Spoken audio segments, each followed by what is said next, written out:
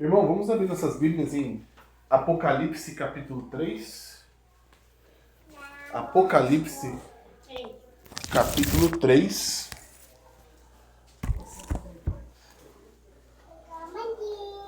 Do verso 7 ao verso 13. Hoje vamos estudar a penúltima igreja das quais o Apocalipse foi direcionado. A igreja de Filadélfia. Sexta igreja, penúltima igreja das igrejas dos quais o apóstolo João, recebendo a revelação de Jesus Cristo, escreve as 7 igrejas. Apocalipse, capítulo 3, verso 7 ao verso 13. Diz assim a santa palavra de Deus. Ao anjo da igreja em Filadélfia escreve: estas coisas diz o santo, o verdadeiro, aquele que tem a chave de Davi, que abre e ninguém fecha, e quem fecha e ninguém abrirá. Conheço as tuas obras. Eis que tenho posto diante de ti uma porta aberta, e ninguém fechará, e ninguém pode fechar. Que tens pouca força, entretanto, guardaste a minha palavra e não negastes o meu nome. Verso 9. Eis que farei que alguns da sinagoga de Satanás, que de si mesmos se declaram judeus e não são, mas mentem, eis que os farei vir prostrar-te diante dos teus pés e conhecer que eu te amei. Porque guardaste a minha palavra da perseverança, também eu te guardarei na hora da provação que há de vir sobre o mundo inteiro, para experimentar os que habitam sobre a terra. Venho sem demora, conserva o que tens, para que ninguém tome a tua coroa. Ao vencedor, faloei coluna no santuário do meu Deus, e daí jamais sairá. Gravarei também sobre ele o nome do meu Deus, o nome da minha cidade, a nova Jerusalém que desce do céu, vinda da parte do meu Deus, e o meu novo nome. Quem tem ouvidos, ouça o que o Espírito diz às igrejas. Amém? Vamos orar ao Senhor, para que Ele possa, por meio do Espírito Santo, nos ajudar a compreender a sua santa palavra. Pai querido, Criador dos céus e da terra, muito obrigado, Senhor, porque as suas misericórdias se renovaram sobre nossas famílias, sobre essa congregação. O Senhor nos guardou durante toda a semana, tanto dos males físicos como também a nossa fé. Obrigado, Senhor, pela sua misericórdia por meio de Cristo. Obrigado porque o Senhor colocou em nosso coração, no dia da ressurreição do seu Filho, de nos reunirmos para aprender e ouvir o teu santo evangelho. E pedimos agora a sua misericórdia sobre as nossas almas. Pedimos um coração e ouvidos que possam ouvir e crer no teu evangelho. Pedimos a sua misericórdia sobre nós. Nos ajude a compreender sua palavra. Que esse momento de reunião pública possa ser para a honra e glória do teu santo nome. Novamente, Senhor, obrigado por tudo o que o Senhor já fez no passado por nós. Está fazendo hoje e fará no dia do seu Filho. Pedimos e agradecemos pelos méritos do seu Filho amado Jesus Cristo. Amém. Amém. Meus irmãos, então, a gente estudou semana passada mais uma carta e hoje estamos na igreja de Filadélfia. A última igreja que a gente estudou foi a igreja de Sardes. E hoje vamos estudar a igreja de Filadélfia. Só para a gente poder resumir um pouco, para a gente não perder o foco do que foi estudado semana passada, eu separei alguns pontos para a gente resumir. A gente viu da igreja de Sardes como o Senhor atuava naquela igreja. A gente viu como que o Senhor trabalhava naquela igreja mesmo sendo uma igreja fraca. Uma igreja que tinha muitas pessoas que tinham se contaminado com o mundo, né?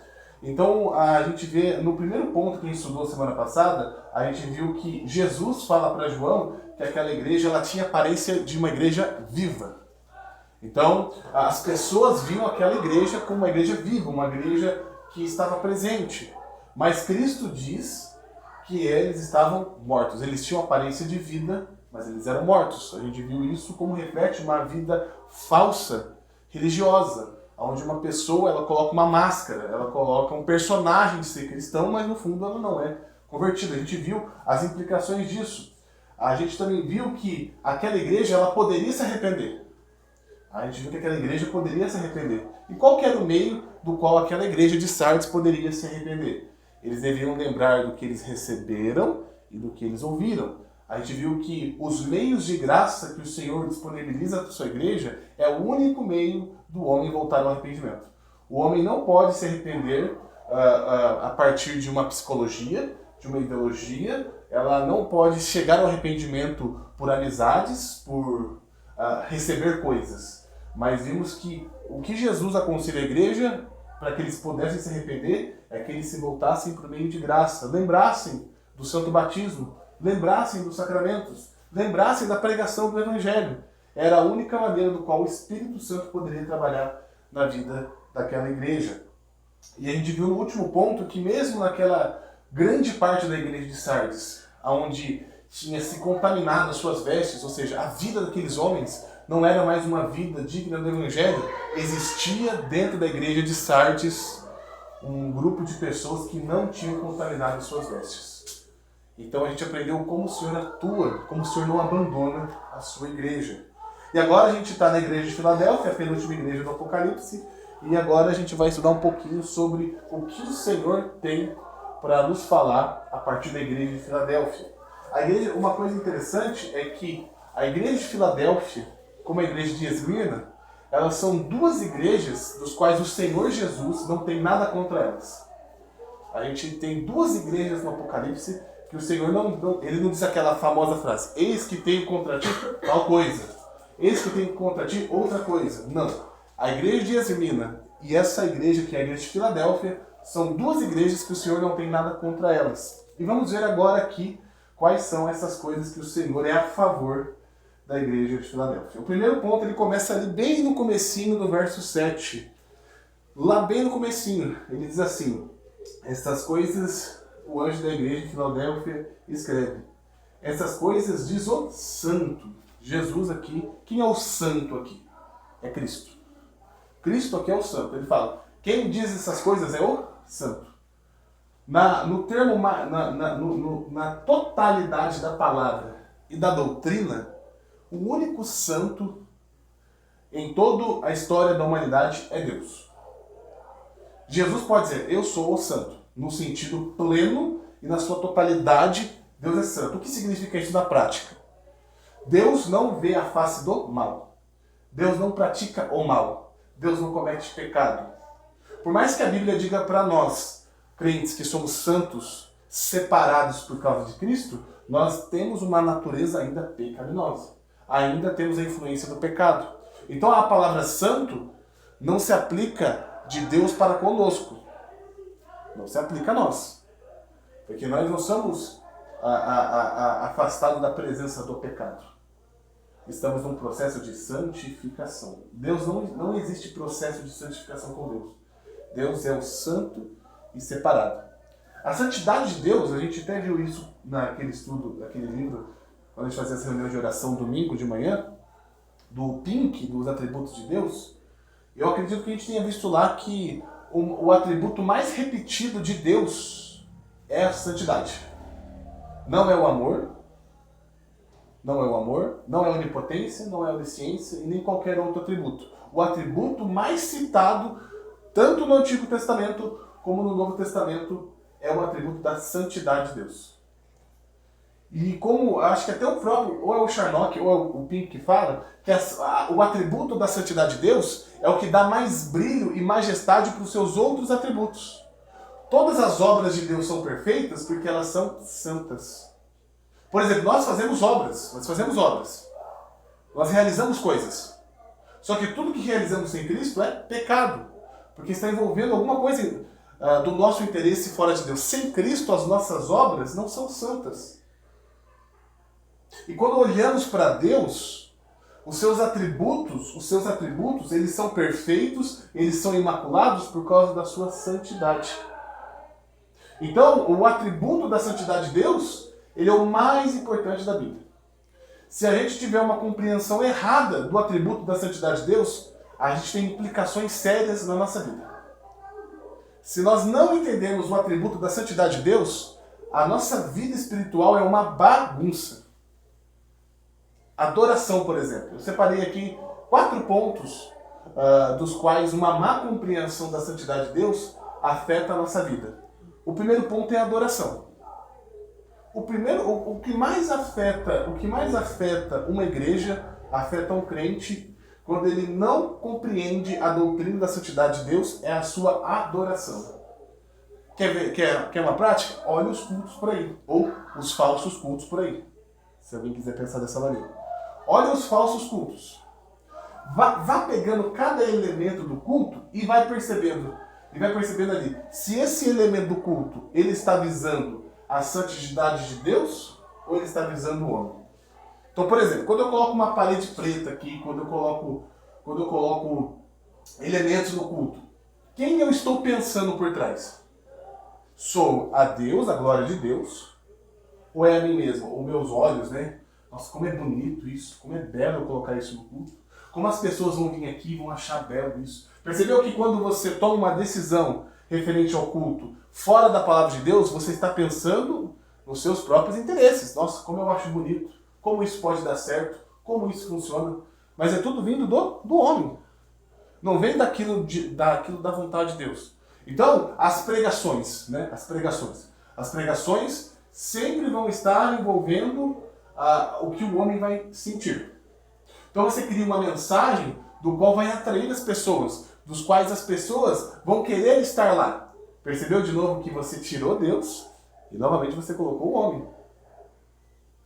Então você vai colocando esses elementos no culto não visando o Deus, mas visando a você, as suas vontades. Então o culto, no final das contas, ele se transforma na experiência humana, na vontade humana. As decisões do culto giram em torno do homem, não para com Deus. E por que o homem faz isso? Porque ele não preza a santidade de Deus. Ele entende que não é bem assim. Deus não vai se importar se eu fizer tal coisa no culto. Deus não vai se importar se eu colocar tal elemento. Se eu colocar a parede colorida, se eu colocar um jogo de luzes, se eu colocar uma banda, se eu colocar dança, se eu colocar várias coisas no culto, Deus não vai se importar. Mas por que Deus não vai se importar? Porque Deus não é tão... no final, o ponto é, Deus não é tão assim, Deus não é tão dessa maneira, Deus não se importa.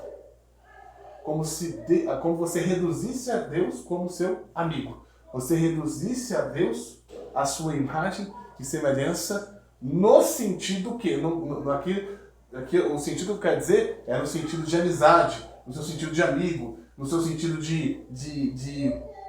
no sentido de tamanho. Você está reduzindo Deus ao seu tamanho, você está reduzindo Deus à sua inteligência, à sua vontade, você está reduzindo o homem à sua imagem nesse sentido.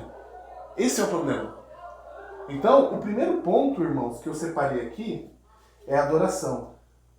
Se nós não tivermos uma compreensão da santidade de Deus, o quanto Ele é santo, separado, e o quanto a gente tem que ter piedade para todas as nossas decisões relacionadas a Deus, principalmente no culto, se a gente tiver um pensamento da santidade de Deus errado, a nossa vida, a nossa adoração, o culto será uma bagunça.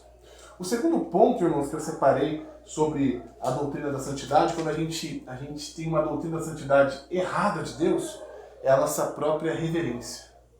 A reverência com Deus. Enquanto o primeiro ponto eu coloquei aqui que afeta o culto público, agora eu estou indo para o particular, a reverência. Quando temos um pensamento errado sobre a santidade de Deus, a nossa reverência com Deus, não existe reverência com Deus, melhor dizendo. Lembra que eu falei? Nós reduzimos Deus ao nosso tamanho, nós reduzimos Deus a como se fosse o nosso amigo, ao nosso parceiro e todos esses títulos aí. Quando não compreendemos a santidade de Deus, colocamos Deus em conversa sem piedade. Conversa sem reverência, conversa sem piedade. Então a gente vai falar de um filme, a gente vai falar de futebol, e a gente coloca Deus ali sem piedade. Como se Deus fosse qualquer elemento do futebol, como se o Senhor fosse qualquer outra coisa do filme.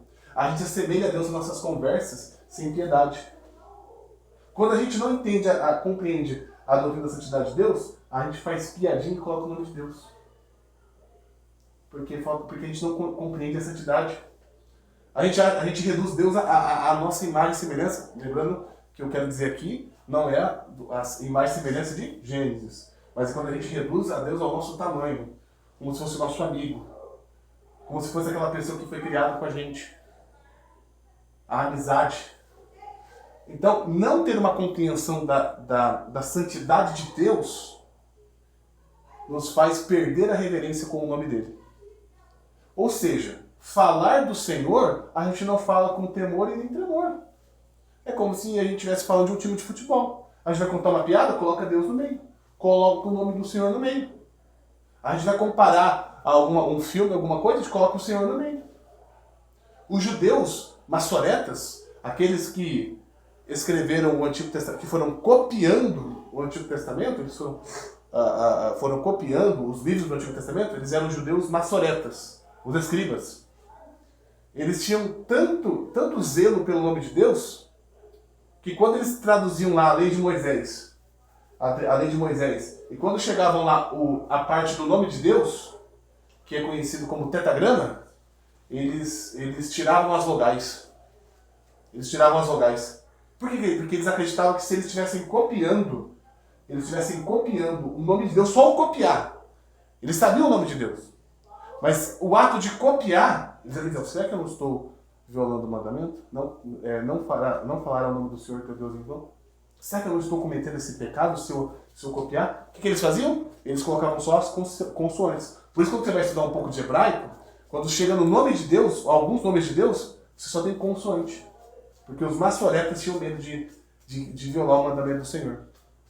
Então, quando você não tem uma compreensão da santidade de Deus, o nome do Senhor, e lembrando aqui que o nome, ele tem a ver com autoridade. Autoridade. Você está falando de Deus, você está invocando Deus. Não é só o falar como que os pentecostais falam, né? Ficar falando aí de qualquer outra forma.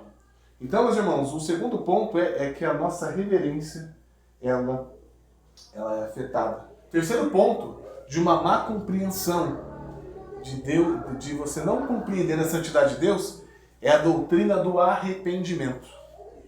A doutrina do arrependimento é afetada quando o homem não compreende a santidade de Deus. Sabe por quê? Porque se Deus não é santo, não há pecado. Porque você não pecou contra Deus. Deus não é santo. Deus é seu amigo. Deus é seu amigão. Se Deus não é santo, se o homem não é inimigo de Deus por ter violado a lei do Senhor, logo ele não tem pecado. Logo são meros erros, né? Logo são meros erros. Se acontece erro ainda, né? Se acontece erro ainda na compreensão dessas compreensões evangélicas. Então, se de repente eu não compreendo a doutrina da santidade de Deus, logo eu entendo o quê? Que não há pecado. Se não há pecado, eu não necessito de arrependimento. Eu não necessito de... me arrepender por quê? Eu só falei uma mentirinha. Eu só falei uma mentirinha. O que tem que falar uma mentirinha? Você acha que Deus liga para essas coisas? Por que uma pessoa fala isso? Porque ela não compreende a doutrina da santidade de Deus. Quando ela pega uma coisinha aqui, não tem câmera aqui, vou pegar esse negocinho. Passar que meu patrão é rico, né? O patrão é rico, se eu pegar essa coisa e guardar aqui, pra ele não vai fazer falta. Ele não vai ficar nem mais rico e nem mais pobre. E Deus não vai ligar, né? De eu pegar esse negocinho e guardar no bolso. Deus vai ligar pra isso? Por que a pessoa pensa assim? Porque não conhece a doutrina da santidade de Deus. Então, meus irmãos, não ter uma compreensão da santidade de Deus faz com que a gente anule a doutrina do arrependimento, do pecado, da cruz. Se você parar para pensar o seguinte, se Deus não é santo, se nós não somos inimigos de Deus, porque violamos a lei do Senhor, se nós não somos inimigos de Deus por natureza e por violar a lei do Senhor, então logo a cruz de Cristo ela não tem tanto sentido assim. O sacrifício de Cristo não é necessário. Por que Cristo morreu? O ponto é que se nós não somos inimigos de Deus por natureza e por violarmos a sua lei, porque Ele é santo, logo a cruz de Cristo, ela esvazia, ela perde o sentido. Vocês estão vendo as implicações da gente excluir a doutrina da santidade de Deus? Por que Jesus aqui volta lá para o verso 7? Ó, a primeira coisa que o Senhor diz para a igreja de Filadélfia, irmãos. Ó, essas coisas diz o santo. A primeira coisa que ele quer falar para a igreja. Quem está falando aqui é o santo. O separado. O Deus santo, justo e verdadeiro. Novamente, o atributo da santidade de Deus, ele está evidente aqui para nós. E para a igreja de Filadélfia também. Então, irmãos, essa má compreensão afeta a cruz de Cristo. Se eu tenho uma compreensão errada da santidade de Deus, lá no final o sacrifício de Cristo vai ser esvaziado. Logo no final a gente reduz o sacrifício do Senhor Jesus por um ato moral, por um ato heróico. Olha, foi lindo, foi bonito. E a gente começa a comparar o ato de Cristo com Shakespeare, o ato de Cristo com qualquer personagem aí no mundo. Então, irmãos, essa doutrina é muito preciosa. Ela tem que ser o braço direito do evangelismo. O braço direito da pregação do evangelho. A gente não pode excluir isso. Porque se a gente exclui a doutrina da santidade de Deus, a gente desmorona o evangelho. A gente desmorona a doutrina do arrependimento. A gente destrói a adoração pública. A gente destrói o nosso culto particular, nosso culto público. A gente destrói tudo. E por isso que o Senhor começa dizendo, eu sou, aqui quem diz é o santo, e depois ele continua dizendo, verso 7 ainda, irmãos. Essas coisas, diz o santo, o verdadeiro. Depois de Cristo dizer que aquele que diz essas coisas é o santo, ele fala agora é o verdadeiro. Ele quer dizer que ele é o verdadeiro. De todos os deuses falsos, esses deuses falsos que vocês veem aí, não são nada. Eu sou o verdadeiro. O ponto é que o Senhor diz que ele é o verdadeiro. Na época do primeiro século, havia muitas pessoas que se intitulavam o Messias. Até Jesus advertiu a geração apostólica em Mateus 24, dizendo, cuidado com os falsos cristos e os falsos profetas. No primeiro século, foi um século muito movimentado de pessoas que se intitulavam Messias. E aqui Cristo fala, eu sou o verdadeiro. Quem está dizendo aqui é o santo e o verdadeiro. Mostrando, olha, o que vocês veem por aí é mentira. Eu sou o verdadeiro. Mas além disso, irmãos, além disso de Cristo se identificar como ele é o verdadeiro Messias, o verdadeiro Salvador do mundo, ele quer nos mostrar uma coisa muito importante. Que ele é o único caminho verdadeiro para a salvação. Ele não é uma verdade, ele é um verdadeiro entre muitos, mas o artigo está definindo o santo e o verdadeiro. Ele quer mostrar para a igreja de Filadélfia que o único caminho para a salvação é por meio dele, irmãos. O único caminho para que o homem possa ter os seus pecados perdoados, para que ele possa ter a vida eterna e uma paz que excede todo o entendimento, é por meio de Cristo. O próprio João escreveu isso no seu evangelho. Lá em João 14, verso 6, ele diz, eu sou o caminho, eu sou a verdade e eu sou a vida. E ainda ele complementa, e ninguém vem ao Pai, senão por mim. Aqui o Senhor Jesus está mostrando, olha, eu sou o santo e eu sou o verdadeiro caminho, o único que pode levar o caminho para a salvação. Não são os outros deuses, não são as tradições, não são a sua força, não é as ideologias, não é a filosofia. Eu sou o caminho. Irmãos, isso aqui é tão importante, porque é isso que define, compreender isso, que Cristo é o único caminho da salvação, é o que define se uma pessoa é crente ou não. Porque assim, tem pessoas que se dizem cristãs, mas elas mesclam a sua fé com outras coisas.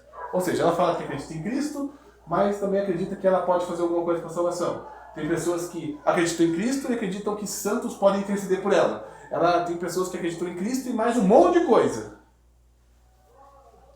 E tem a religião verdadeira, a fé verdadeira, que confia só em Cristo. Aqueles eu sou o verdadeiro, ou seja, aqui o agente da fé de todo crente tem que ser Cristo. Não dá para encaixar obras humanas, não dá para encaixar ética, não dá para encaixar filosofia, não dá para encaixar moralidade aqui. É apenas Cristo. Só existe duas religiões no mundo. Eu sei que na sua forma de IBGE existe 40 milhões, 60 milhões de denominações, religiões. Mas olhando para essas 40 milhões, dando um exemplo aqui, só uma se diferencia das outras 40 milhões, que é o verdadeiro cristianismo, que é aquele crente que confia só em Cristo. A pessoa que confia em Cristo e mais nas suas obras, no seu sentido bíblico, não faz diferença na sua salvação com uma pessoa que é do candomblé. Não faz diferença nenhuma. Uma pessoa fala, não, eu confio em Cristo, mas eu também confio que eu tenho que ser uma pessoa boa. No sentido da sua salvação, ele está no mesmo caminho de uma pessoa lá do candomblé que nem conhece Cristo. Está no mesmo caminho. A ideia, irmãos, é que apenas Cristo é o caminho. Não dá para mesclar. Ou é por meio de Cristo, ou não tem salvação. Ou é pelo caminho de Cristo, ou não existe outro caminho. Ou é verdade de Cristo, ou não existe nenhuma verdade. Não existe nenhuma verdade. O texto continua.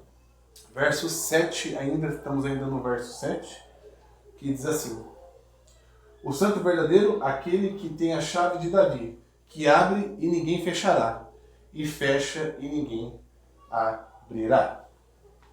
Aqui então vemos agora, Cristo fala que ele é o santo, ele é o verdadeiro, e que tem as chaves de Davi, onde ele tem uma chave, que quando ele abre, ninguém fecha, e quando ele fecha, ninguém abre.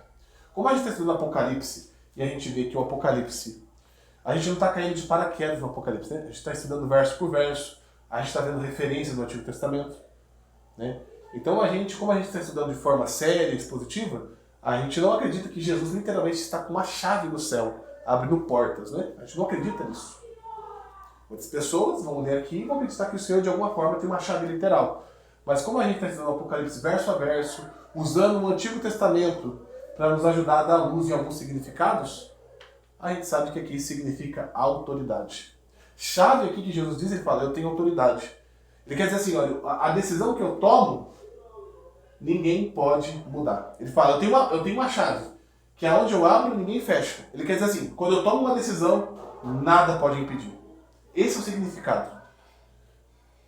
Nem Império Romano, nem Satanás, nem China, nem Império Romano, nada pode tirar. Se eu abro uma porta, nenhum império, nenhum anjo, nenhum demônio pode fechar. Se eu tomo uma decisão, nada pode fazer eu voltar atrás. Isso significa chaves. É a mesma coisa da sua casa. Você tem autoridade da sua casa, você tem a chave da sua casa, né? Ninguém pode entrar abrindo a porta da sua casa sem sua chave. A do seu carro, né? Olhando no sentido de autoridade. Essa casa aqui é nossa. A escritura, né? A escritura diz que é nossa. O papel diz que é nosso. Da mesma forma que é nosso, significa que é nossa autoridade, se nós quisermos vender essa casa, o jogo do carro dele, o documento dele, a chave do carro dele, ele faz o que ele quiser, ele tem autoridade no carro dele. Olhando para o sentido agora maior, o que Cristo está falando? Ele tem autoridade para fazer o que ele quiser. A decisão que ele toma, ninguém pode tirar essa decisão. Isso nos ajuda a compreender a soberania de Deus. De todas as coisas, de todos os eventos que acontecem nesse mundo, se eles aconteceram, porque Jesus abriu a porta para que aquilo acontecesse. Se algo não aconteceu, é porque ele fechou a porta. E isso não aconteceu. Nossa, mas e as tragédias? Ele abriu a porta. Nossa, e por que não acontece tal coisa? Porque ele fechou a porta. Olhando para o sentido simbólico desse texto. Então aqui diz que ele tem as chaves de Davi. Essa linguagem é uma linguagem do Antigo Testamento, onde Eliaquim, que era o mordomo de Davi, ele tinha recebido autoridade. A gente não vai ler o texto, porque senão a gente vai se prolongar muito. Mas esse termo, abrir e fechar, significava que ele aqui tinha as chaves do reino de Davi. Ele tinha autoridade, o que ele decidia acontecia. Isso está lá em Isaías 22, mas a gente não vai para esse texto agora. Mas o texto diz que ele tem a chave de Davi. Né? Vamos voltar ali para o texto, ele fala, aquele que tem a chave de Davi. Davi aqui, como eu disse, muitos podem cair de paraquedas e de alguma forma vai acreditar que essa chave literalmente era uma chave que pertenceu ao rei Davi lá no século 4, 5 antes de Cristo. Alguém pode pensar, é uma chave histórica. O Senhor arrebatou a chave está com ele lá no céu. Não. Como a gente está estudando o Apocalipse uma série, a gente sabe que aqui Davi, o termo Davi, reflete ao reino que foi prometido a Davi, o Senhor Jesus, o Senhor Jesus, o próprio Deus encarnado, a Trindade, eles prometeram o reino a Davi. Falou que a sua descendência reinaria para sempre.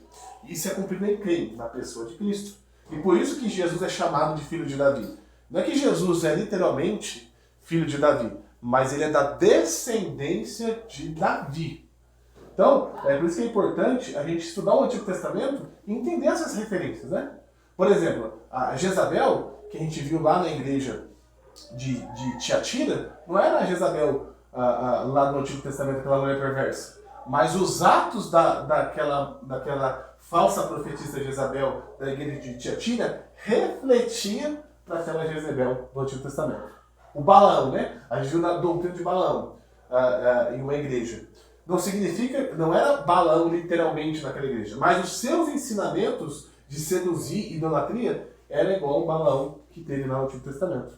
Então, se a gente não tiver uma compreensão do Antigo Testamento, a gente olha aqui e fala, então quer dizer então que tem uma chave que era de Davi lá no passado e agora essa chave está aqui, Balaão, deve ser o Balaão. É o Balaão mesmo. Não é o Balaão mesmo. Era só as atitudes e as doutrinas do Balaão do Antigo Testamento eram semelhantes aos ensinamentos daquele homem ou aquela doutrina que tinha lá. E por que existe muita dificuldade das pessoas de compreender esses símbolos, né? Por que as pessoas não conseguem ter dificuldade quando olha para o texto e pensa assim, mas como que Jesus é filho de Davi se ele é filho de José? Né? A gente vê várias referências de Jesus ser filho de Davi. Por que a pessoa pensa assim, mas a gente vai lá, quando eu aprendi na EBD que Jesus era filho de José, por que está aqui filho de Davi? Eu aprendi na EBD, eu estava desenhando lá um burrinho, e eu aprendi, por isso que não aprendeu, né? Estava desenhando o burrinho, em vez de estudar a Bíblia, estava lá desenhando o burrinho. E o pior, a gente sabe que o pior não é o burrinho, né? O pior é o que eles desenham depois.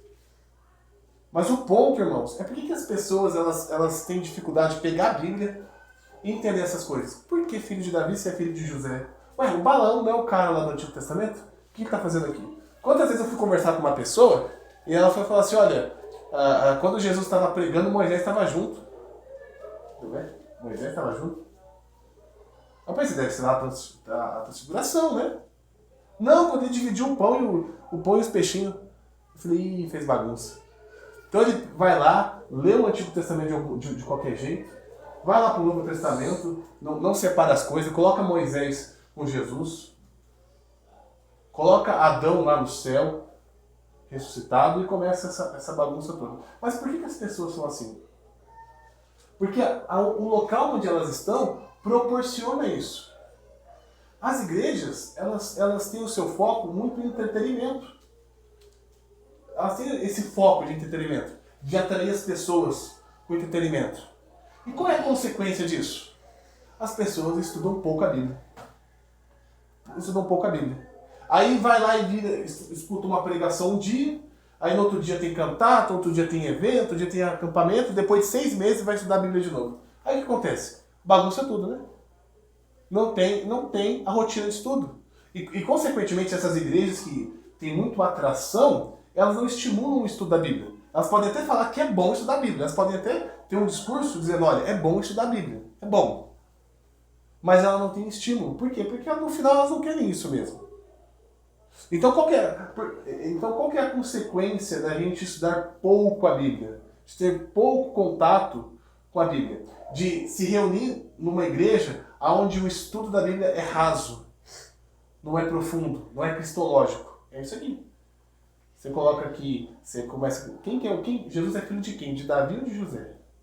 Moisés estava lá, na multiplicação de pães e peixinhos ou não?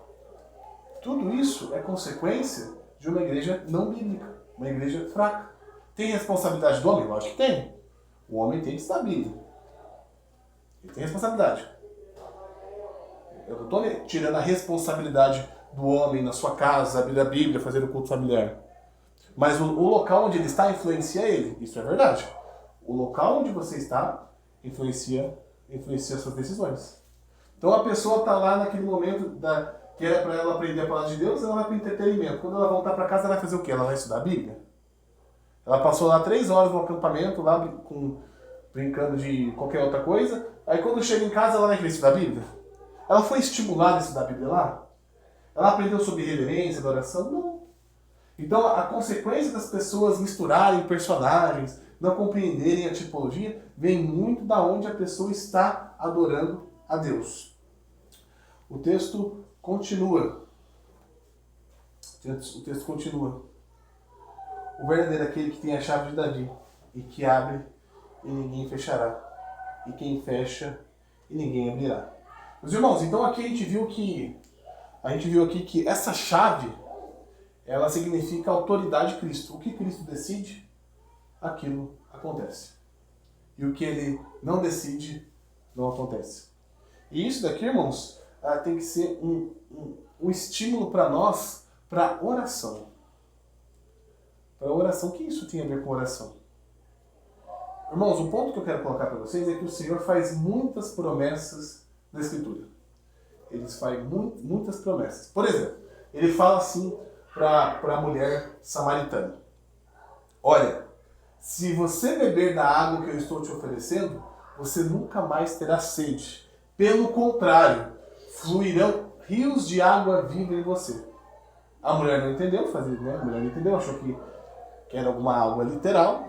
Esse não é o ponto. Mas Jesus fez uma promessa para ela. Que significa que se você crer em mim, você será satisfeito.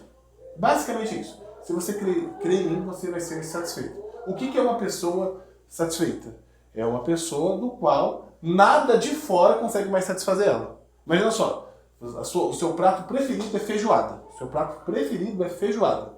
E você está com aquela fome e você senta e bate aquela feijoada lá, 1,8 kg de feijoada. Você fica tão satisfeito que alguém te coloca um pudim delicioso e você fala assim: não dá. Não consigo. A pessoa vai lá e te oferece um suco. Não dá. Eu comi muito. Eu amo aquela feijoada e eu comi demais. A pessoa te oferece um pedaço de bolo delicioso. Não dá. E o Senhor Jesus prometeu para essa mulher que se ela cresce nele, rios de água viva fluiriam dentro dela. Ou seja, aquela mulher, ela seria saciada. Isso é uma promessa. E talvez a gente pense assim, mas de forma prática, quem viveu essa promessa? Muita gente viveu essa promessa. Nós talvez não vivemos essa promessa. Eu não vivo essa promessa na sua totalidade. Eu ainda tenho muitas batalhas, e não que os homens que experimentaram não tinham batalhas, eles tinham. Só que eram homens satisfeitos. Então você pega Paulo. Vamos pegar Paulo então, vamos dar um exemplo de Paulo. Paulo, ele entrava numa cidade para pregar o evangelho, ele saía lá espancado. Como que ele saía de lá? Satisfeito. Paulo levantava, ia pregar o evangelho, ia preso. Como que ele ficava lá preso? Satisfeito. Ele saía e ia lá para os judeus, para falar do evangelho, os judeus rejeitavam ele. Como que ele ficava? Satisfeito. Era essa satisfação que Paulo tinha. Era essa água que Paulo oferecia, que Paulo tinha experimentado. E eu digo, irmãos, que essa água, essa forma de viver, a gente pode viver. A gente pode viver. Por que pode viver?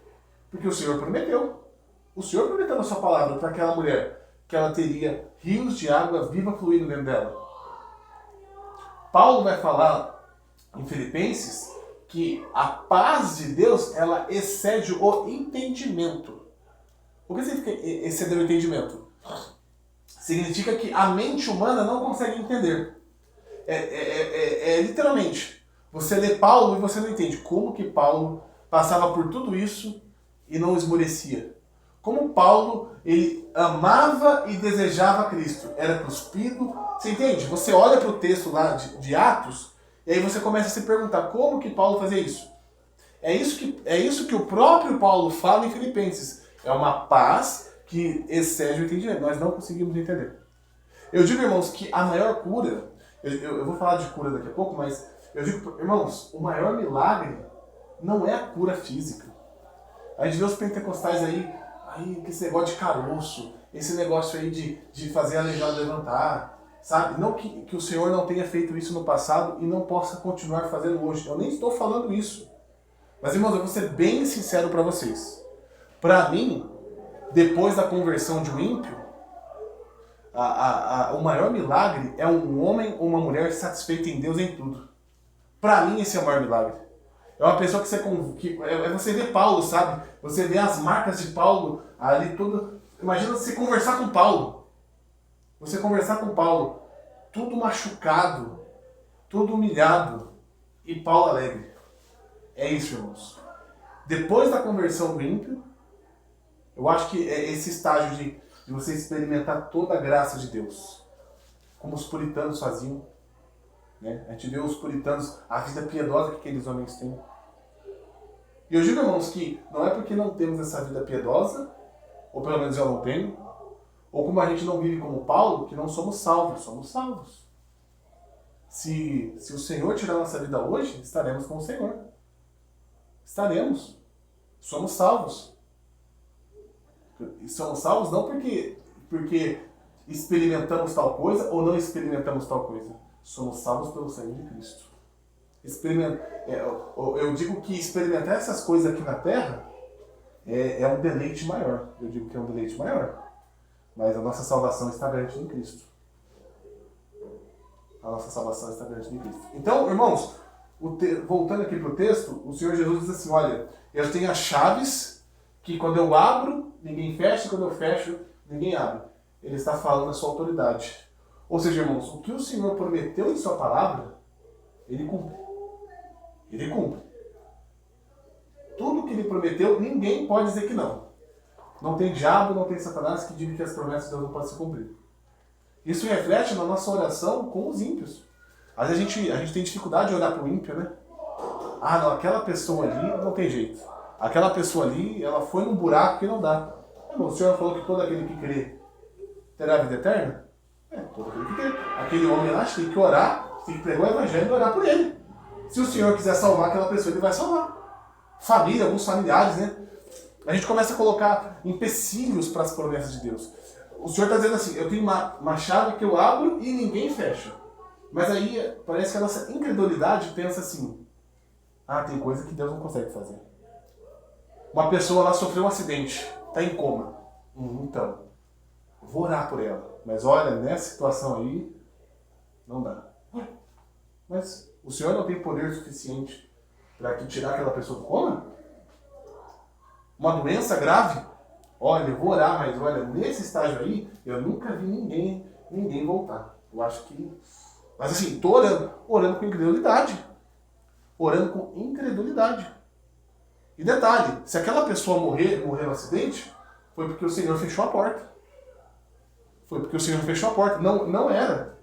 Não era para que aquela pessoa tornasse a viver de novo.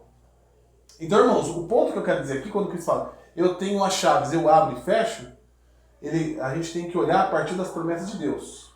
Deus falou que o homem pode crer se for da vontade dele. A gente tem que orar. Uma pessoa, se a gente vê uma pessoa no estado de cama, uma pessoa que sofreu um acidente, uma pessoa que está para uma restauração de casamento em Cristo, a gente tem que orar. A gente nunca pode parar para pensar assim, eu acho que essa situação não dá. Se Deus fizer, é porque, como diz o texto, ele abriu a porta. E não tinha Satanás, demônio nenhum que não poderia permitir que aquela cura chegasse. Se a pessoa morrer, foi porque ele fechou. Então não tinha Satanás para dar vida, não tinha médico para dar vida. A nossa responsabilidade, irmãos, é crer nisso. Jesus tem toda a autoridade. E tudo aquilo que Ele prometeu na sua palavra, a gente tem que pedir e orar. Jesus falou, não falou? O Tiago fala, vocês vão bater e vai abrir. Vocês vão buscar e vão me achar. A porta vem da autoridade de Cristo. Irmão, só para um detalhe a partir desse texto, o Senhor não tem compromisso com os nossos caprichos. Porque talvez algumas pessoas vão olhar assim, olha, então, tudo que a gente pediu para o Senhor, Ele vai fazer. Não, não é isso. A Bíblia não ensina que Deus vai fazer o que eu quero. Deus vai fazer o que Ele quer conforme a sua vontade. Então aqui não adianta uma pessoa, não entre nós aqui, graças a Deus, não entre nós, mas uma pessoa que lê esse texto da Bíblia, achar o seguinte, então eu vou orar para que Deus me dê um carro zero, uma mansão, para que eu me torne rico, para que eu seja milionário. Não. A Bíblia não ensina isso. A Bíblia ensina que a gente deve orar pelas promessas de Deus, pelo que Ele revelou na sua palavra. Isso a gente pode orar. Agora, para os nossos caprichos, Deus não tem obrigação com os nossos caprichos. O texto continua. Verso 8. Conheço as tuas obras, eis que tenho posto diante de ti uma porta aberta, a qual ninguém pode fechar, e que tem pouca força. Entretanto, guardaste a minha palavra, e não negaste o meu nome. Meus irmãos, agora o Senhor diz aqui para a igreja de Filadélfia que Ele colocou uma porta diante delas, que ninguém pode fechar. Irmãos, essa referência aqui, muito provável, é uma referência à porta de oportunidade da pregação do Evangelho. Eu não vou abrir o texto aqui, porque a gente vai demorar muito aqui na exposição, mas esse termo porta está muito relacionado às oportunidades missionárias da igreja. A gente não vai abrir, Atos 14, 27 e 1 Coríntios 16, verso 9, Paulo e Lucas deixam muito claro que o Senhor abria portas para que eles pudessem pregar o Evangelho. Ou eles oravam para que o Senhor abrisse portas para que o Evangelho fosse pregado. Então é possível que essa porta que o Senhor falou, olha, eu abri uma porta diante de vocês, que ninguém pode fechar, seriam a porta para que o reino pudesse avançar. Poderia ser uma referência. O ponto aqui, irmãos, de qualquer maneira, o que eu quero dizer para vocês é que o Senhor Jesus diz que Ele tem autoridade para fazer o que Ele quer. E Ele diz que diante daquela igreja, Ele tinha colocado uma porta, ou seja, o reino deveria avançar. Qual que é a lição desse texto? Nada pode parar o reino de Deus. Nada. Tem judeus aqui da sinagoga de Satanás que queriam impedir. A gente vai ver daqui a pouco. O Império Romano estava impedindo. Falsos judeus estavam tentando impedir. Satanás está virado querendo impedir a pregação do Evangelho. E nada para a pregação do Evangelho. Nada pode parar o reino de Cristo, irmãos. Nada. O texto diz que Jesus colocou essa porta aberta e ninguém pode fechar. Lembra do Antipas, lá da igreja de Pérgamo?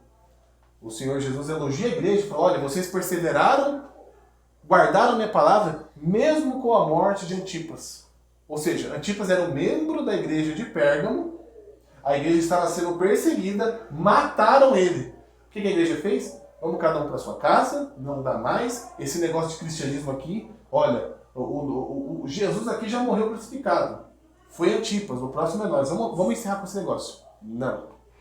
Deus ainda elogia a igreja de Pérgamo, por mais que eles ainda tinham problemas, mas o Senhor elogia a conduta deles, porque eles sabiam que o reino de Cristo não pode parar. Isso se aplica a nós, irmãos. Não é porque somos duas famílias, não é porque existem poucas igrejas, que o reino está acabando, ou que o reino vai acabar. O Senhor diz aqui, volta lá no verso 8. Eis que tenho posto diante de ti uma porta aberta, a qual ninguém pode fechar. Irmãos, ninguém pode acabar com o reino de Deus. Ninguém pode acabar com o reino de Deus. O texto continua dizendo, a qual ninguém pode fechar, e que tem pouca força. Que tem pouca força. Irmãos, agora, olha só que interessante o que João relata para a igreja. Ele diz assim, olha, eu coloquei uma porta diante de vocês que ninguém fecha, mas eu sei que vocês têm pouca força. O que isso pode significar? Uma igreja pequena, uma igreja fraca. Fraca não espiritualmente, Porque aqui nessa igreja não existe repreensão. Lembra que eu falei? O Senhor Jesus não fala, tenho contra vocês alguma coisa. Eu também não quero dizer que a igreja não tinha pecado, não estou dizendo isso. O que eu quero dizer é que não era uma igreja que se tinha desviado. A igreja de Filadélfia é uma igreja que não tinha desviado. Os seus membros pecavam. Os seus membros eram fracos. Quando o Senhor diz que eu tenho contra alguma coisa, ele fala, eu tenho contra você tal coisa, ele quer direcionar uma igreja que tem um problema sistematizado. É uma igreja que desviou. A igreja de Filadélfia, ele não tinha esses problemas de desvio doutrinário, de testemunho. Eles não tinham isso, mas tinha pecador lá. Tinha pecador lá. Mas o ponto, irmãos, é que ele fala assim, olha, eu sei que vocês são fracos. Eu sei que vocês são fracos. Mas fraco em que sentido? Vocês são poucos. Vocês não são ricos. Vocês não são poderosos. Vocês não têm fama. Vocês são rejeitados pela sociedade. Vocês são fracos mesmo. Irmãos, e eu quero dizer para você que o poder de Deus é sempre manifestado na nossa fraqueza. Irmãos, se vocês pararem, eu parei para refletir hoje sobre isso, a manifestação do poder de Deus sempre ocorre na fraqueza do homem. Em tudo. Irmãos, quando eu digo em tudo, é em tudo mesmo. O Senhor diz aqui, olha, eu coloquei uma porta aberta diante de vocês. E eu sei que vocês são fracos. A porta vai permanecer aberta porque eu sou o Deus que ninguém pode impedir. Mas vocês são fracos.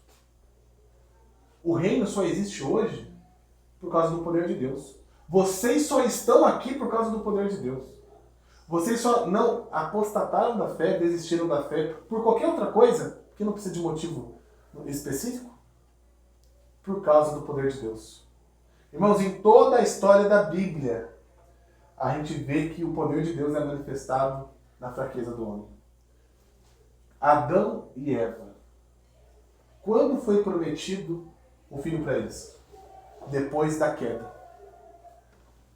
Deus não tinha prometido o Messias, Salvador, antes da queda. Foi depois da queda. Irmão, Sara e Abraão. Quando foi prometido Isaac para eles? Em que momento foi? Quando os dois estavam aqui? Avançados de idade. Foi no momento mais fraco deles, biologicamente falando. Eles não poderiam ter filhos. Eles não poderiam dizer... Ao Deus dar Isaac para Abraão e Sara, Abraão e Isaac poderiam criar várias acusações. Eles poderiam se gloriar de várias mentiras. Mas que aquele filho que foi gerado foi por causa deles é mentira. Porque eles não poderiam ter filhos. Eles só tiveram filhos porque Deus teve misericórdia e tinha que cumprir a sua promessa. O poder de Deus, ele se manifesta sempre na fraqueza. Adão e Eva tiveram a promessa do Messias depois que eles estavam caídos por causa do pecado. Sara e Abraão tiveram Isaac quando eles não podiam ter filhos. Quando Deus escolhe Israel, o que o Senhor fala lá em Deuteronômio? Vocês lembram? Vocês, de todas as nações, eram a mais fraca. Vocês não tinham exército, vocês não tinham armadura, vocês não tinham nada. Deus podia pegar o Egito, né? Mas o Egito poderia se gloriar, porque o Egito era a maior potência na época. O Senhor podia esperar mais alguns anos, até Alexandre o Grande nascer e dominar grande parte do mundo, e escolheu os gregos para que viesse o Messias. Mas eles iam se gloriar. Deus poderia esperar mais uns séculos até chegar Pompeu, e quando viesse o Império Romano, escolher o Império Romano. Um dos Césares podia ser do qual viria Cristo. Deus poderia. Mas todos esses impérios eram grandes e poderosos. E Deus escolheu Israel para manifestar o seu poder. Davi, escolhido para ser o rei. Quem que era o mais fraco dos filhos de Jessé? Davi era o mais fraco dos filhos de Jessé. Mas também o Senhor tinha dado coragem a ele. Era o homem mais corajoso dos filhos de Jessé. O único que quis ir para cima de Davi por causa da aliança. Ele fala, quem é esse filisteu para ir contra os filhos de Israel? Davi era o mais fraco, irmãos. Mas o que isso nos ensina? Que o poder de Deus se manifesta na fraqueza. Eu acho que esse texto a gente vai precisar ir nele, irmãos. E o penúltimo exemplo é Paulo. E a gente vai deixar as próprias palavras de Paulo nos falar como o poder de Deus ele manifesta na fraqueza. Vamos para 2 Coríntios, capítulo 12. Segunda carta de Paulo aos Coríntios, capítulo 12.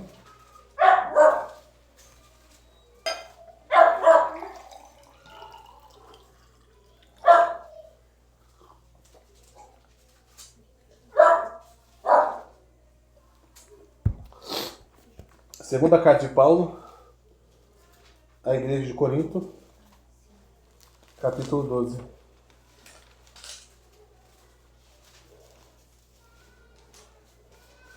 A gente vai ler do verso 7 ao verso 10. Vamos ver o próprio Paulo falando como o poder de Deus se manifesta na fraqueza.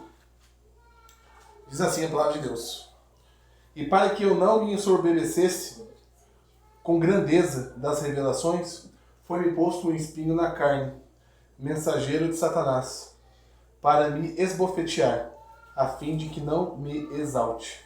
O que está acontecendo aqui, irmãos? Paulo, ele está relatando à igreja de Corinto que em algum momento da sua vida, há 14 anos atrás, eu acho, se não me engano, ele recebeu uma revelação do céu. Do céu. Ele teve acesso ao céu, às maravilhas do céu. Ele fala que não era nem ilícito o homem falar dessas coisas. Por isso que ele até fala na segunda pessoa, ele fala, um tal homem, não sei se era no corpo ou não, ele até tira ele da história. Ele teve essa revelação. Só que aconteceu? O Senhor foi lá e mandou um mensageiro de Satanás para esbofetear ele. Ali o esbofetear tem muito mais a ver com algo que Paulo... O bofete ali não é uma pancada, mas é algo mais humilhante. Não sabemos o que era. Mas aquilo destruiu Paulo. Verso 8. Por causa disso, 3 vezes pedi ao Senhor que afastasse de mim. 3 vezes pediu ao Senhor que o afastasse de mim. Então Paulo estava passando por isso. E ele orou ao Senhor: tira isso de mim. O que o Senhor falou? Então ele me disse: a minha graça te basta, porque o poder, olha só, porque o poder se aperfeiçoa aonde? Na fraqueza. Para que sobre mim se repouse o poder de Cristo. O que Paulo está dizendo? Eu quero bastante atenção aqui.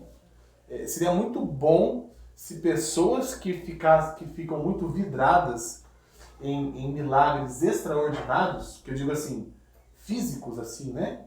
Pessoas que ficam atrás dessas coisas, queria que tivesse muita pessoa ouvindo isso agora.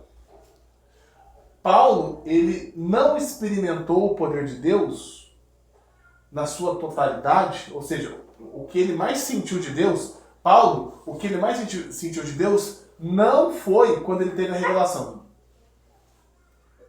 Volta aqui comigo no verso 8. Então ele me disse: a minha graça te basta, porque o poder se aperfeiçoa na fraqueza. De sorte, pois mais me gloriei nas fraquezas, para que sobre mim repouse o quê? O poder de Cristo. Paulo está dizendo assim: eu experimentei mais o poder de Cristo na minha fraqueza de que quando eu tive a revelação do terceiro céu. Você consegue compreender isso? Paulo experimentou mais o poder de Deus, não foi quando o céu foi aberto e ele viu a glória de Deus. Ele experimentou mais o poder de Deus quando ele estava fraco e humilhado.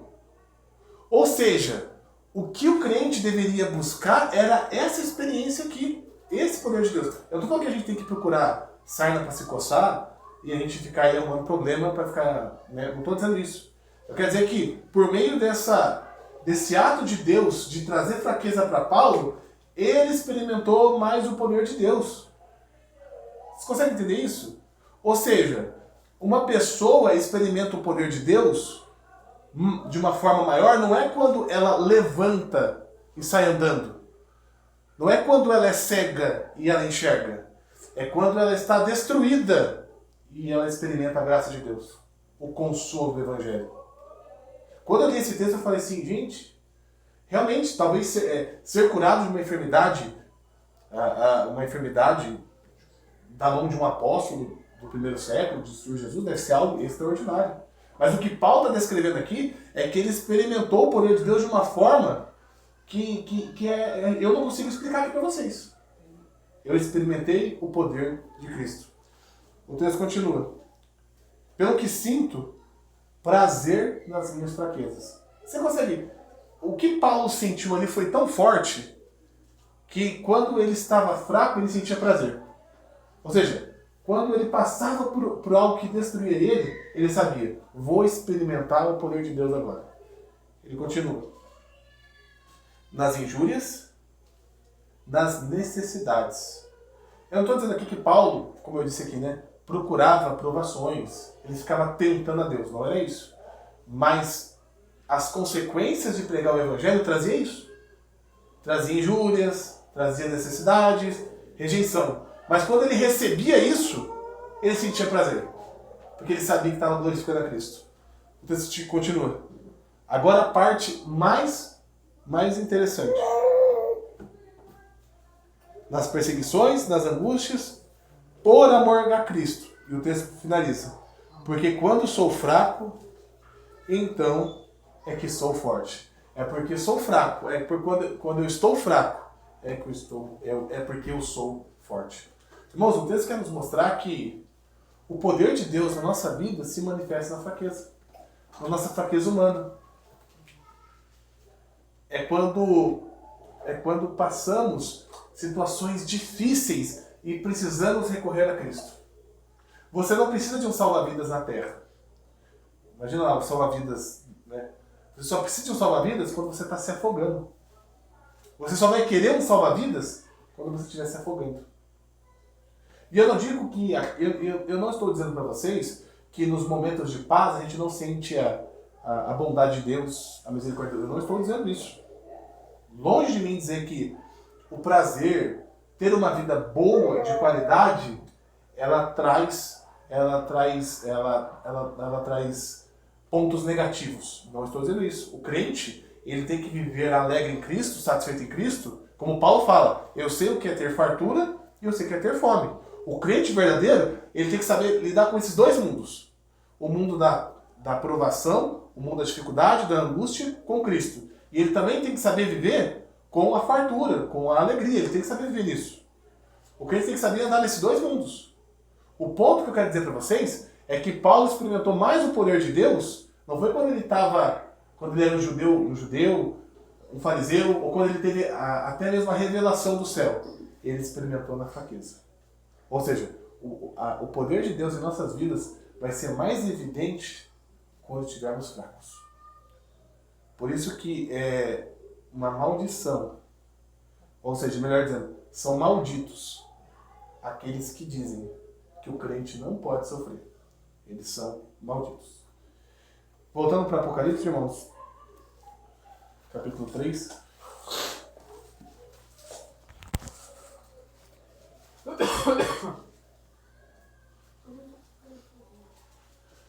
Então, irmãos, a gente viu aqui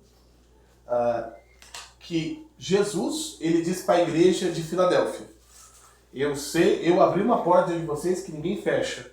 Eu sei que vocês são fracos. E a gente viu que o poder de Deus, ele se manifesta na fraqueza humana. Vimos como Paulo. E, irmãos, e para finalizar esse ponto de fraqueza, até a própria mensagem do Evangelho é uma mensagem fraca aos olhos humanos. Lembra que eu disse aqui fraco? Eu digo fraco para vocês aqui é aos olhos do homem, aos olhos da nossa carne. Os homens olham para nós e tentam entender como que nós somos satisfeitos na mensagem de um judeu que foi morto. Não faz sentido. Por isso que Paulo vai falar na carta aos Coríntios que os gregos acham loucura. O grego vê um cristão, ele vê Paulo, ele vê uma pessoa satisfeita por causa de uma mensagem do qual o centro dela é um homem que morreu. O O romano poderia pensar assim, eu sou feliz porque eu estou no governo de César. César é o líder mais forte de todo mundo. Ninguém derruba César. Eu estou em Roma, eu estou seguro e por isso eu estou feliz. Aí ele olha para um judeu e fala assim, você não está feliz por causa de César? As outras nações estão em guerra. Roma vive uma paz. E você está dizendo que a sua felicidade não vem por causa de César? Isso é loucura! Talvez alguém vai pensar assim para vocês. Vão falar para vocês, olha, como que vocês são felizes? Ganhando ali um salário mínimo, 2 salários mínimos? Como que vocês são felizes com isso? Como que vocês são felizes se vocês ainda não compraram tal carro? Olha, eu comprei um tal carro agora, olha, minha vida mudou. Olha, eu comprei minha casa, agora eu sou feliz. Não, eu só sou feliz se eu conseguir aquela promoção. E talvez vão olhar para nós e pensar assim, mas como que vocês são felizes com essa vida tão simples de vocês? Isso é loucura. Como assim? Vocês são felizes por causa disso? Porque o poder de Deus se manifesta na fraqueza. Ele se manifesta na fraqueza. A mensagem do Evangelho, aos olhos do mundo, como Paulo diz, é loucura. É uma mensagem fraca. Os membros da igreja de Filadélfia, aos olhos do mundo, eles eram fracos. Não tinham poder, não tinham dinheiro, não tinham influência. Mas eles tinham Deus. O Deus encarnado com eles.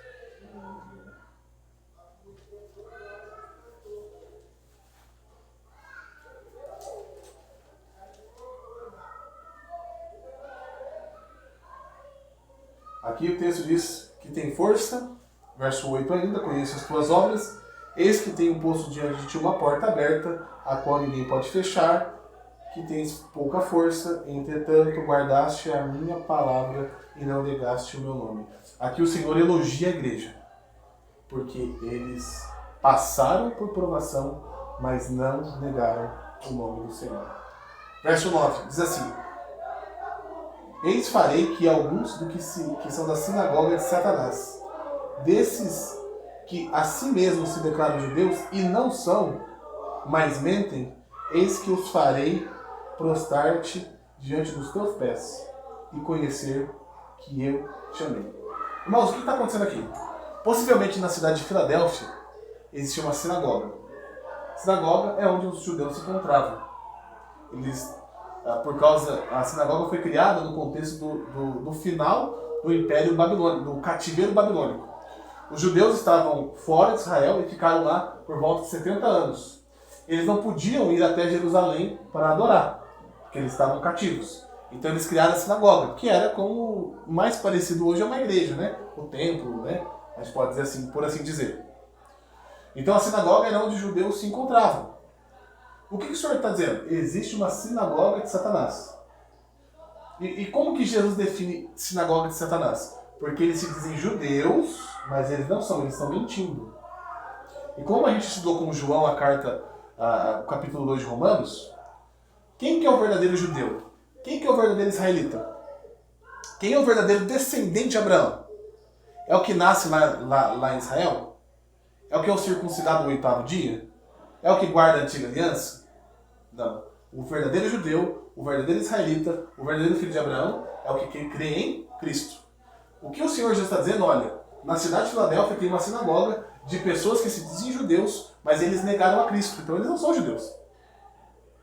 Não são judeus. Judeu no seu sentido teológico é só quem crê em Cristo. Ah, tem um judeu lá de Israel. Não crê em Cristo, não é judeu, não tem conversa. Não é o verdadeiro judeu. Ah, eu sou israelita, Não é. Se você não crê em Cristo, você não faz parte da aliança e você não é um verdadeiro judeu. O que o Senhor está falando? Que ele pegaria esses judeus, vem comigo lá no verso 10, guardasse a palavra da minha perseverança, desculpa, verso 9.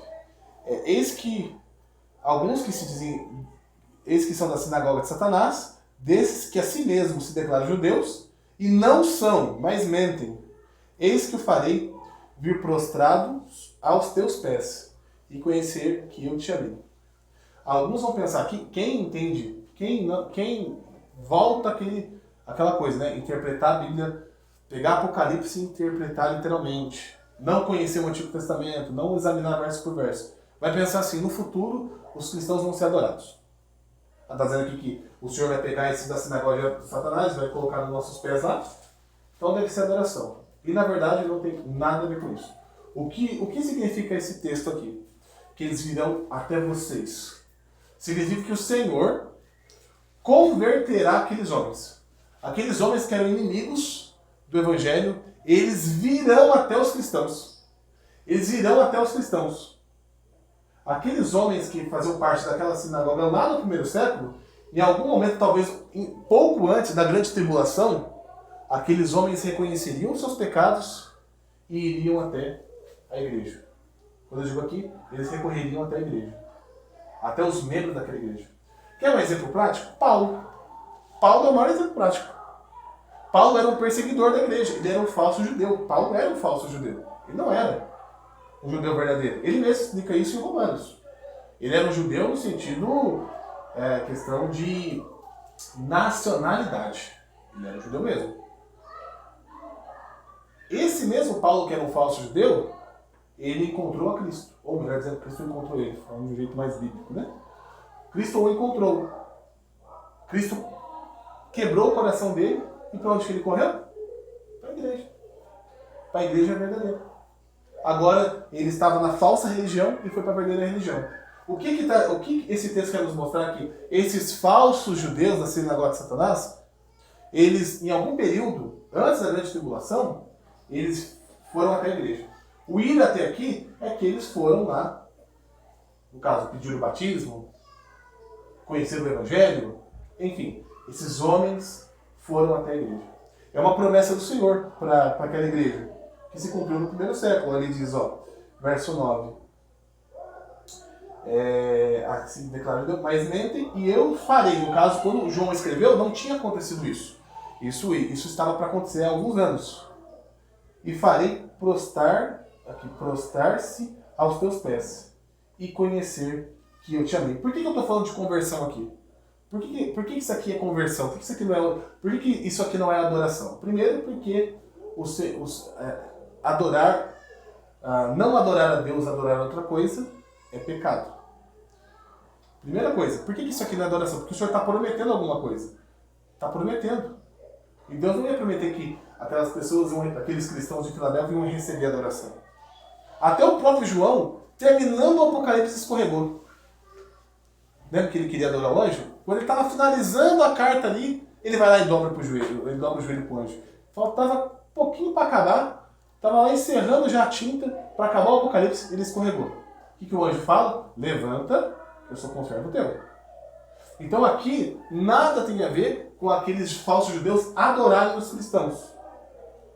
Mas por que aqui é conversão? Porque eles vão procurar a conversão.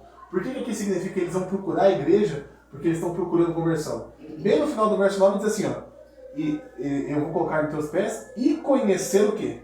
Que eu te amei. Esses judeus que eram inimigos de Cristo, que eram inimigos da igreja de Filadélfia, eles vão reconhecer, realmente, o Senhor ama a sua igreja. E eu preciso ir até a igreja.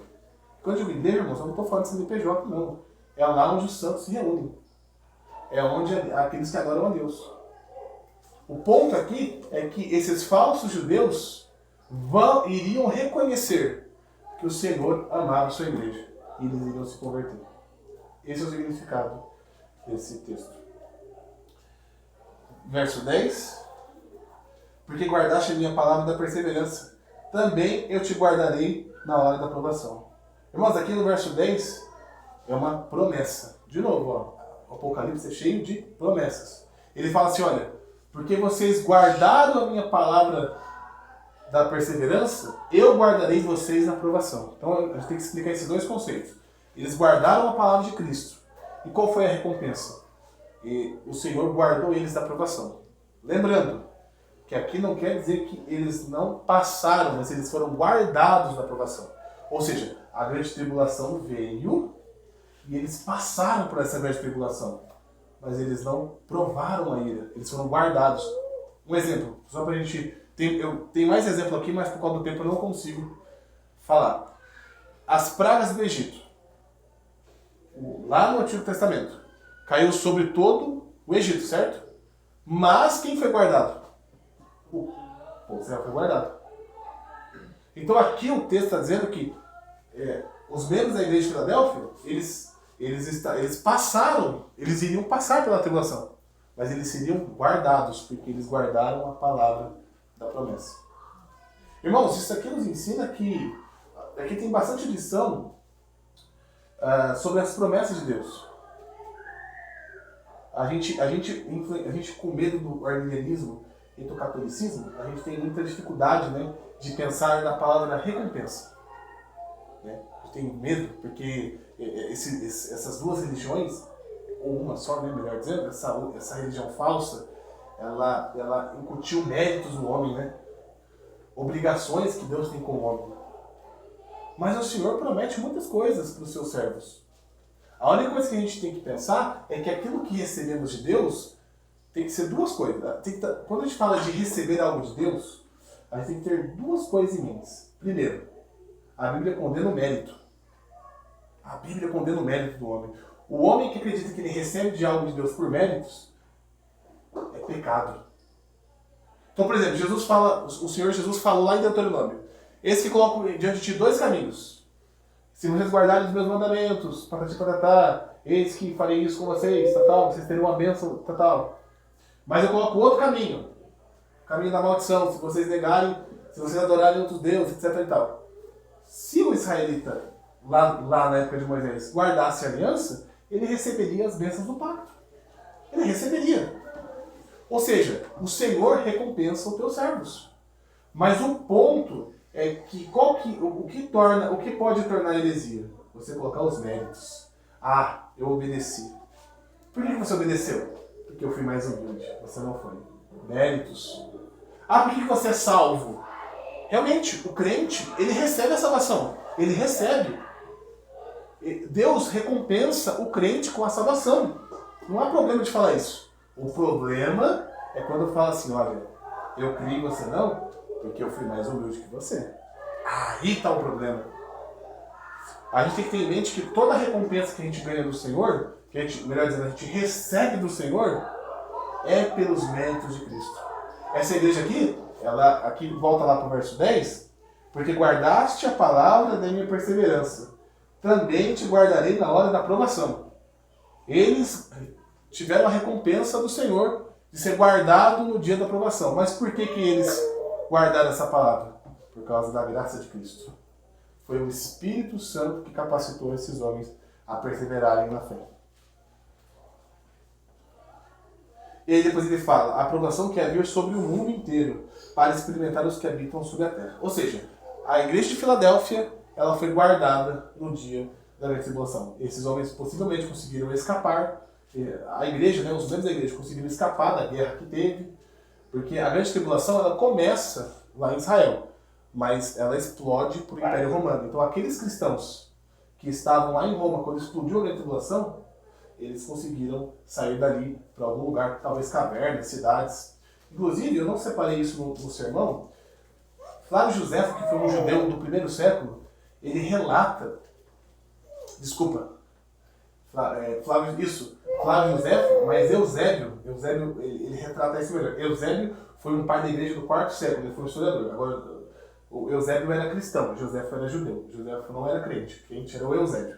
Ele relata que a história diz que alguns crentes que estavam em Israel, quando os romanos começaram, faltando poucos dias para os romanos entrarem em Jerusalém, porque eles tinham recebido uma revelação, eles saíram de Israel e os romanos entraram em Israel e mataram os judeus. Óbvio que essa revelação tem a ver com o que Cristo falou em Mateus 24. Olha, se vocês tirem o exército romano, não voltem. Né? Então o ponto aqui é que a igreja de Filadélfia, eles passaram pelaquela tribulação, mas eles saíram, já eles foram guardados da grande tribulação. Verso 11. Venha sem demora, conserva o que tens, para que ninguém tome a tua coroa. O que é conservar aqui? É sinônimo de perseverar, irmãos. Ele quer dizer assim: irmãos, perseverem. O Senhor Jesus, o João está dizendo: irmãos, perseverem. O que o Senhor Jesus está dizendo para a igreja? Perseverem. Vai em dificuldade, os da sinagoga de Satanás vão perseguir vocês, mas não permita que essas tribulações desfaleça a fé de vocês. Verso 12 e a gente encerra. Ao vencedor, faloei coluna no santuário do meu Deus, e daí jamais sairá. Gravarei também sobre ele o nome do meu Deus, o nome da minha cidade, do meu Deus, a nova Jerusalém que desce do céu da parte do meu Deus, e o meu novo nome. Quem tem ouvidos, ouça o que o Espírito diz à igreja. Irmãos, então a gente viu aqui que toda a recompensa, né, ao vencedor, ela sempre reflete uma verdade espiritual da salvação. Então toda vez que você vê lá, em Apocalipse, ao vencedor receberá isso. O que significa isso? É uma verdade, reflete uma verdade espiritual. Toda vez eu falo desse exemplo, mas acho que é o melhor que tem. Do maná, o pedacinho de maná. Lá na igreja, se não me engano, de Éfeso, posso estar enganado, fala que o vencedor ganharia um pedacinho de maná. A gente lê os evangelhos e vê que Jesus fala que ele é o pão que desceu do céu. O pão que desceu do céu era o maná. Jesus fala para o seu público: se você comer e beber da minha carne, você nunca mais terá fome e nem sede. Isso se explica que aquele que crê em Cristo tem a vida eterna. No Apocalipse diz que você terá o maná. Ou seja, está refletindo o que Cristo afirmou lá em João 6. É só um reflexo da promessa dos evangelhos. Então reflete o quê? O que vencer terá a vida eterna. É isso. Aqui está dizendo que o que vencer, Deus fará dele uma coluna. Uma coluna, verso 12 lá. Ao vencedor, faloei uma coluna no santuário do meu Deus. Ou seja, ele está dizendo assim, o que vencer, eu vou fazer uma coluna. E lá eu vou escrever o seu nome, o nome do meu Deus. Aliás, ele fala o meu nome, o nome da cidade de Jerusalém, da cidade, né, a cidade que desce do céu, e vou colocar o meu novo nome.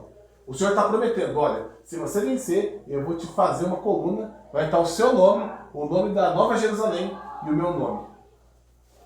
Então, aqueles que interpretam de forma literal e toda de forma atrapalhada, vai acreditar que quando chegar no céu ele vai ter uma coluna só para ele, com o nome dele. Mas na verdade não. Aqui, irmãos, já está estourando aqui, já passou o tempo, mas coluna aqui representa a igreja. A igreja que estará com Deus. Aqui diz que essa coluna estará no santuário de Deus. A gente sabe, o Apocalipse 21 fala que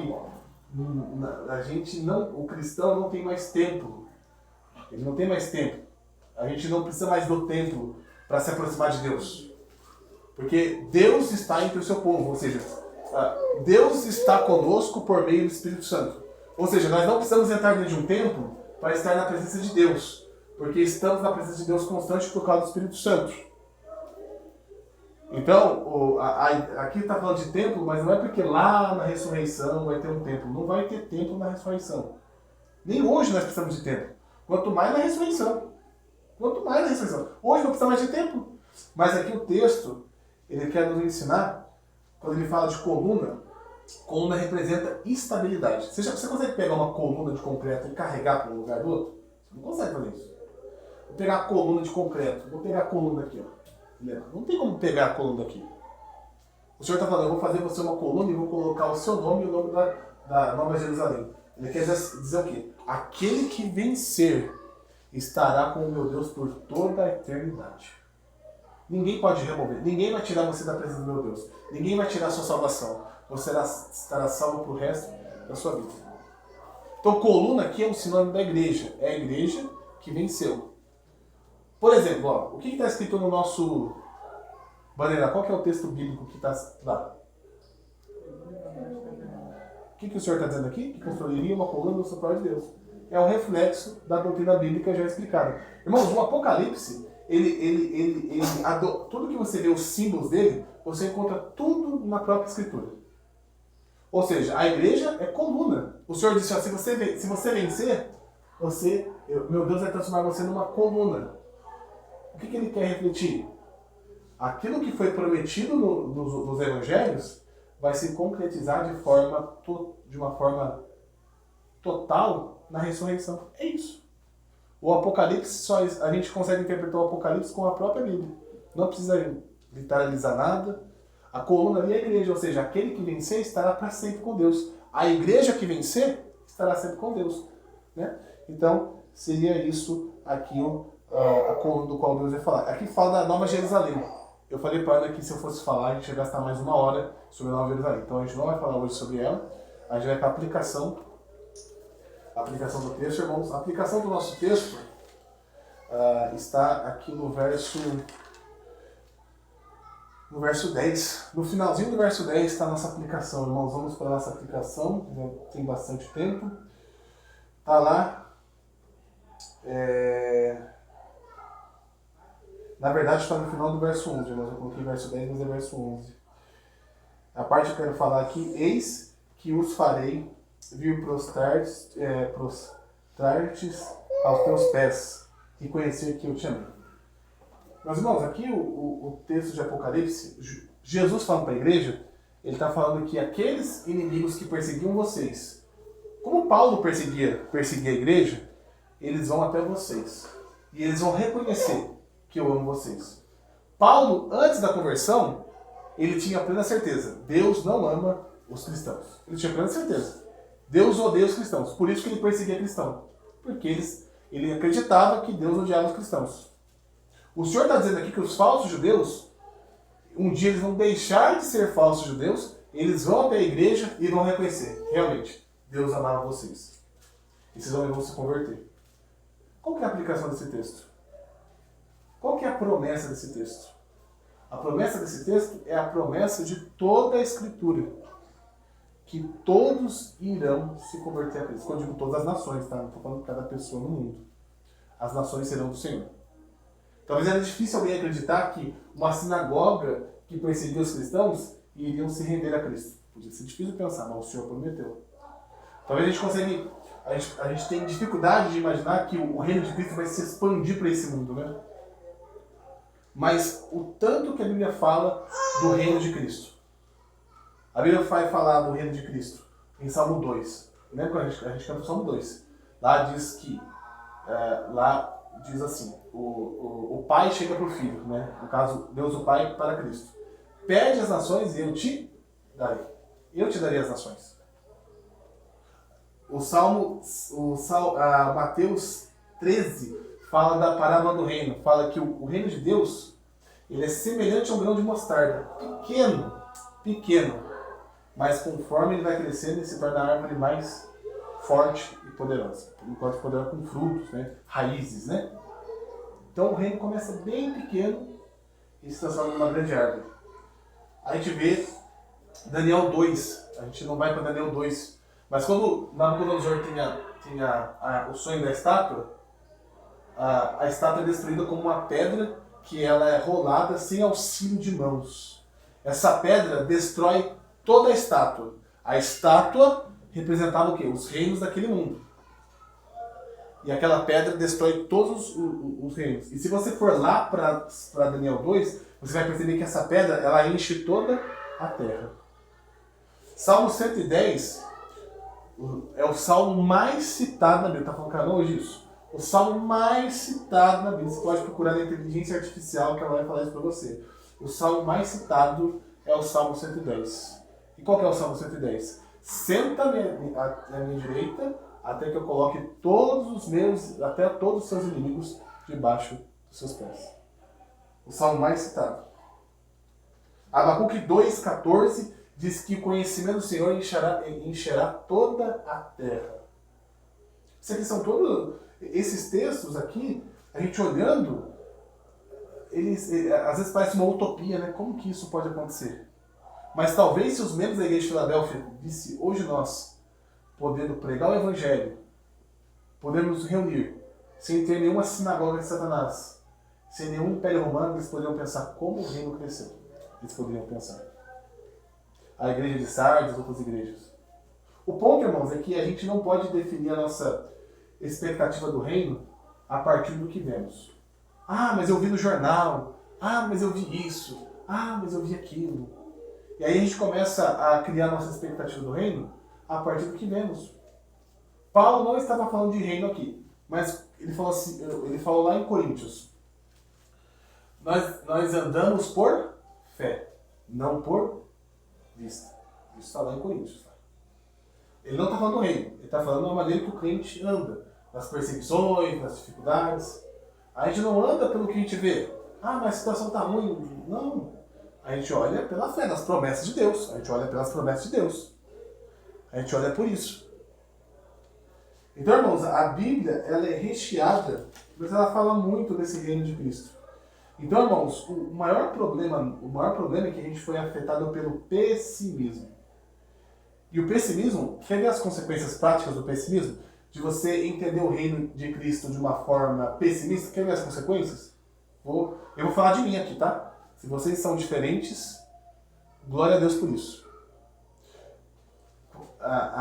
Eu não lembro, depois de alguns meses pra cá, como eu orava para o avanço do reino de Cristo no mundo. Eu não lembro quando, há uns meses atrás, quando eu orei para Campo Mourão, para que o reino de Cristo orasse em Campo Mourão, crescesse em Campo Mourão. Eu não lembro a última vez que eu orava para que o reino de Cristo crescesse aqui no Brasil. E talvez aí vocês poderiam estar pensando assim, não, mas você está sendo muito específico. Mas o que Paulo ordena a Timóteo? Ore para todos os homens. O homens ali é classe, né? Para os governantes, para as autoridades. Por que Paulo quer que Timóteo ore para todas as autoridades? O mundo não vai ser entregue para o anticristo? Como os outros vão dizer aí, né? Por que Paulo quer que Timóteo, lembre-se Timóteo, ore por todas as autoridades, para os que têm poder, patati, patatá? Por que orar? Se no final a gente está esperando um reino que vai ser derrotado. Ou seja, quando a gente tem uma perspectiva pessimista, a gente ora pouco pelo governo, a gente ora pouco para a sociedade, a gente ora pouco para a educação, a gente ora pouco para tudo. Mas por que a gente cresceu no contexto? Esse mundo já era, né? Olha o novo Papa, vai acabar o mundo, né? Então, vamos pensar em outra coisa. A gente não consegue ter uma produtividade no reino, porque a gente tem uma visão muito pequena do mundo. Mas quando a gente entende que o reino de Cristo tem que crescer, o reino de Cristo tem que crescer porque ele falou que vai colocar seus inimigos debaixo dos seus pés. Ele falou que a semente de mostarda é pequena, mas ela vai se transformar numa árvore grande. O conhecimento do Senhor vai encher a terra. Quando a gente olha para esse texto, a gente tem que pensar, qual foi a última vez que eu orei para Campo Mourão? Eu orei para o estado do Paraná. Eu orei para os governantes. Eu orei pelo mundo, para que o conhecimento do Senhor enche essa terra.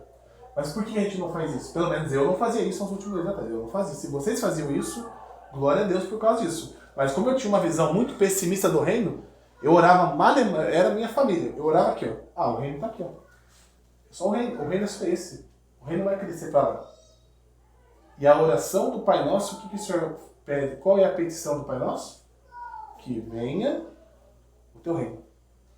O Senhor ensinou a oração para que o reino venha. Ele falou, olha, vocês têm que orar que venha o teu reino. Então, o nosso papel como cristão é acreditar nas promessas de Deus. Mas eu vi no jornal, eu vi isso, eu vi aquilo. Compara com o passado e creia na palavra de Deus. E eu tenho certeza que o Senhor vai fazer o seu reino crescer. Amém? Amém. Irmão, agora teremos uma oração com o Leão e depois em seguida com as meninas.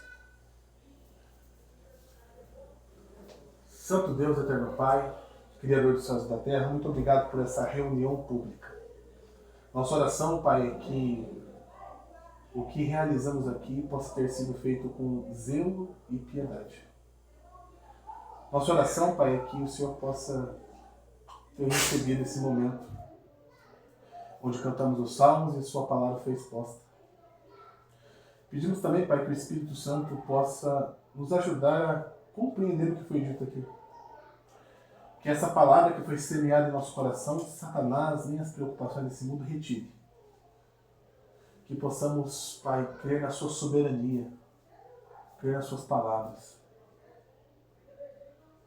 Nos ajude, Pai, também a entender que somos fracos, somos miseráveis e precisamos da Sua graça. Obrigado, Senhor, por todas as Suas bênçãos. Obrigado pelo que o Senhor fez no passado, está fazendo hoje e fará no dia do seu Filho. Tudo que pedimos e agradecemos é pelos méritos do seu Filho amado Jesus Cristo. Amém. Amém.